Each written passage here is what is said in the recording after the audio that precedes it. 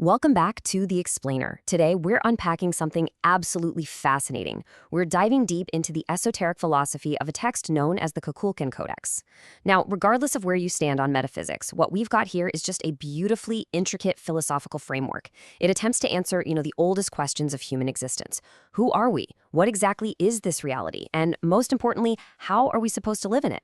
So we're going to analyze this text strictly from a philosophical perspective to map out its totally unique worldview. Let's get right into it. Think of this as our game manual. We'll start with the two realms of existence, then move right into the Maya Love Enlightenment game itself. After that, we'll check out the ethics of the cosmic mirror, integration, and the gatekeepers, and finally wrap up with the paradox of awakening. Okay, section 1, the two realms of existence. Let's establish the foundational epistemology here, because to play the game, you gotta understand the playing field, right? So the Codex sets up this really stark, fundamental dualism between two distinct states of being. On one side, you have the human realm. This is your body, your mind, your day-to-day problems, your ego, that whole feeling of I am this specific person. In the terminology of the Codex, this is your avatar. It's basically just a temporary human experience. But then, on the flip side, you have the spirit realm. This is presented as your real self, pure consciousness, total awareness, profound silence. The philosophical assertion here is pretty huge. It says you are not a human being. You're a spiritual being currently having a temporary human experience. Basically, you are the spirit just wearing the human. And this dualism builds into what the text actually calls the Great Forgetting. The idea is that, as infants, we're basically still living in that spirit realm, but then right around age 1.5, bam, a veil drops. The ego mind takes over and we kind of forget our true nature, mistakenly believing we are literally just this physical body. But, and here's the kicker, the text argues we never actually lose the connection. We naturally slip back into our true state every single night during deep sleep, or maybe through deep meditation, or even near-death experiences. So the shift is really just the conscious awakening from the avatar back to the spirit while you're still wide awake. Moving on to section 2, the Maya Love Enlightenment game. Let's see how this foundational dualism builds into a totally new, surprisingly modern framework for reality. This brings us to the core of the philosophy, the Maya Love Enlightenment game, or MLEG. The Codex drops a pretty radical idea here.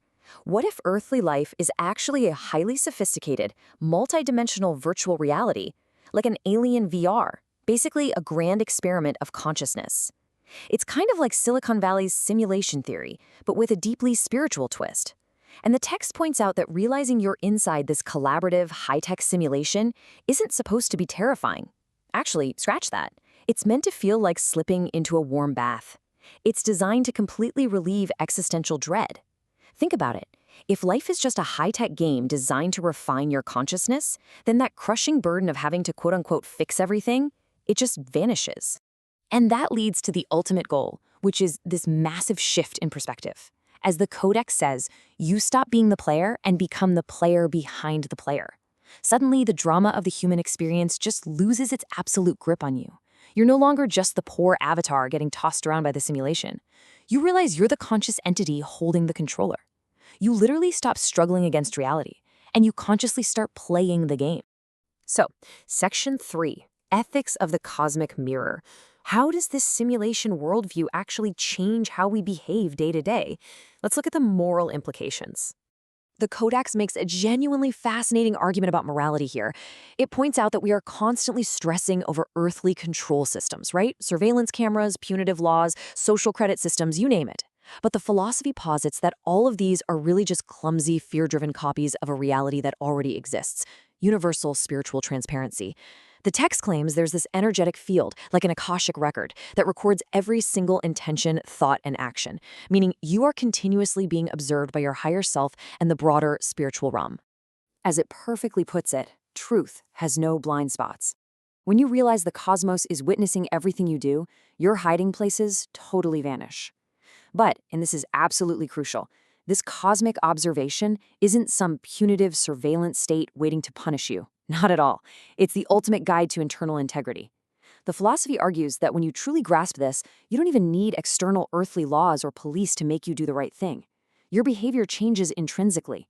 You act purely out of integrity, in full view of the cosmos, simply because your own spirit is your ultimate spectator. Which brings us to section 4, Integration and the gatekeepers. So, how does an awakened player actually function in normal society? Well, this philosophy completely reframes the idea of societal friction. In a lot of esoteric texts, societal systems are treated as the enemy. But here, systems like healthcare, the media, and governance are labeled gatekeepers. And the role? It's literally just to maintain stability within the human realm. Because let's face it, society gets pretty intimidated by sudden, radical shifts in consciousness. So the gatekeepers try to keep things grounded. Because of that, the text argues the true mission of an awakened player isn't rebellion, it's responsible integration. The goal is to bridge the human and spirit realms. You have to use discernment to know when to go inward and when to act outward. True mastery of the game is embodying that total spiritual awareness without losing your everyday human functionality. And what I love is how the Codex grounds all this lofty philosophy into incredibly practical daily steps for the avatar. It's not just sitting around pondering cosmic theory, it's about how you run the physical hardware of your body. Eating clean food, breathing consciously, sitting in silence, getting some sun. Think of it like routine maintenance for your gaming rig.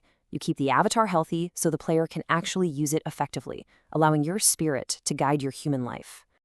All right, moving to our final segment, Section 5, the paradox of awakening.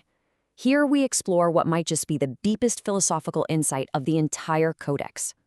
So the human mind naturally operates on cause and effect, right? We tend to believe, well, if I just force this, if I try really hard, I'll achieve enlightenment way faster. But the Codex argues that consciousness absolutely does not work like that. The illusion of effort is all about rushing and striving. The reality of awakening, though, is an invitation. The text uses this beautiful analogy. You can't forcefully decide to fall in love, and you definitely can't command your brain into true silence. You can really only set the stage, right? Light the candles, create the conditions, and then you just let it arrive. Awakening isn't an achievement you chase down, it's a presence that meets you the second your resistance softens. You cannot accelerate what is timeless. I mean, just let that sink in for a second. You cannot reach what was never lost in the first place. The philosophy here is asserting that your divine state isn't waiting for you way off in the future at the finish line of some grueling spiritual marathon. It's literally here, right now. The spiritual path is honestly just a gradual relaxation of everything that's currently obscuring what's already inside you. And this brings us back to how you actually operate once you realize all this. Returning to the world consciously doesn't mean you just float away into the clouds and become some passive pushover. Not at all. You return guided by empathy, sure. But awakening does not mean naivety. The body's natural intelligence, like your fight or flight response, isn't deleted by spiritual awareness. It's refined. You can be deeply present and open while still totally recognizing manipulation. You can take highly practical action, like setting firm boundaries, calling for help, or just walking away, without losing an ounce of your inner peace. You meet life with clear, grounded awareness. The whole exhausting search for meaning collapses, not because you found some magical new destination, but because you realize you're already standing exactly where you need to be. So, the Kukulkan Codex presents a reality where you aren't just some fragile human fighting a chaotic universe. Instead, you're an eternal spirit playing a highly structured, beautifully designed game of consciousness.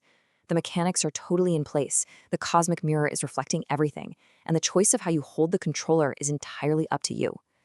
So, are you ready to stop struggling and start playing the game? Thank you so much for joining me on this explainer.